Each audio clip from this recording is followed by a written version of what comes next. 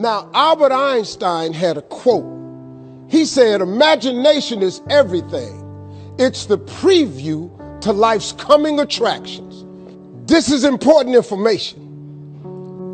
The biggest thing that always troubled me was my imagination, because it was so big when I was a kid. You know, I grew up poor, but I was always imagining stuff.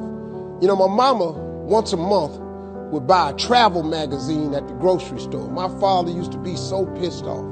Bill, why we spending this money? We were poor. She said, Slick, we ain't got no money to take this boy nowhere. But if he can look in these magazines, maybe one day, it'll cause him to want to travel. I've been to so many countries around the world because of that magazine. I just wanted to go see stuff. My mama had enough sense to plant that seed in me. It's like at Christmas time, we used to get in the car and my daddy used to take us to the suburbs so we could see the lights. And you know, we just drove around the lights. And I was amazed at the suburbs because I would see these big houses with horseshoe driveways where you drove in and came out the other side. So I told my daddy one time we was riding, I said, Daddy, why don't we get one of them houses? He said, boy, I ain't got no money for that, but that's what I'm bringing you out here for. She said, one day you'll be able to get one of them houses. Let me explain something to you. Because of that right there, I've probably had in my lifetime now about 11 homes. I got 4 now in different states. Every house I own got a horseshoe driveway. When they was living, they told me one time, they was sitting up watching TV. My daddy looked at my mama and said, Bill, he called my mama Bill, he said, can you believe that this little boy we had on TV? She said, Slick, I can't believe this. I used to send my daddy $5,000 a week.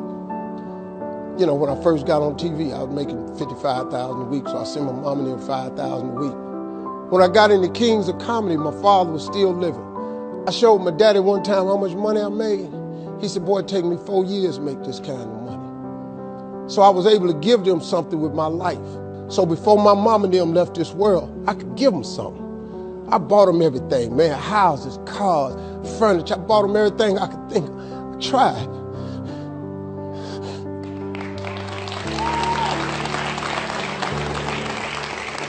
And you know what's crazy, man? I'm 62 years old.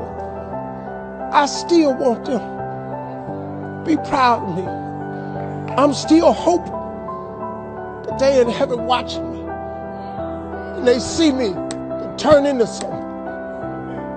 That's all I ever wanted. It was in my imagination to take care of them. You just got to believe that. You just got to believe, man. Don't ever give up.